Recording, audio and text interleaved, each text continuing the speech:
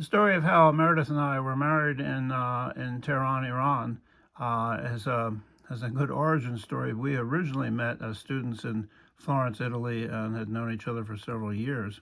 I joined the Peace Corps, and a year later, she joined and agreed to marry me, and we would continue as volunteers.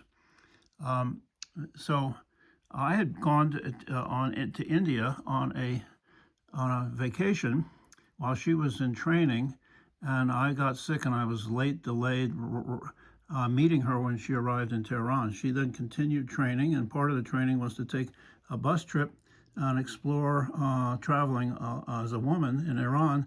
And so she was sent up to the city of Tabriz, and then she was going to continue her training in Hamadan.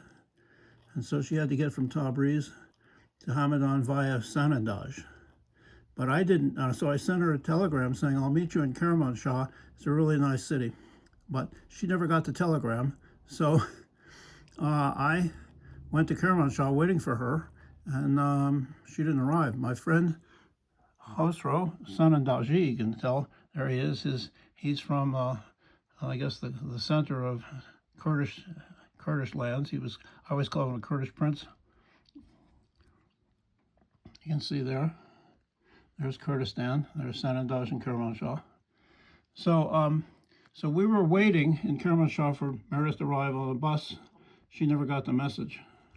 So my friend Khosrow got a taxi, and we went up towards up the road, stopped the next bus coming down, talked to the bus driver. He said, oh yeah, some American women got off in Sanandaj. So we continued up to Sanandaj, and in the evening we arrived, and we saw a big crowd around a couple of American women, and sure enough it was Meredith, and I shouted at her, and we embraced right in the middle.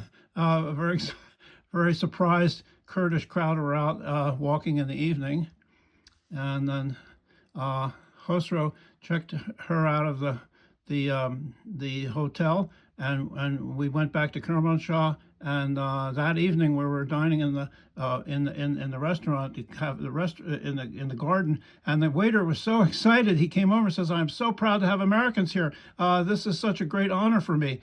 And he pointed to the moon and he said, "You Americans are up there," and we had been traveling. We didn't know anything about it, and he said, "This is so exciting."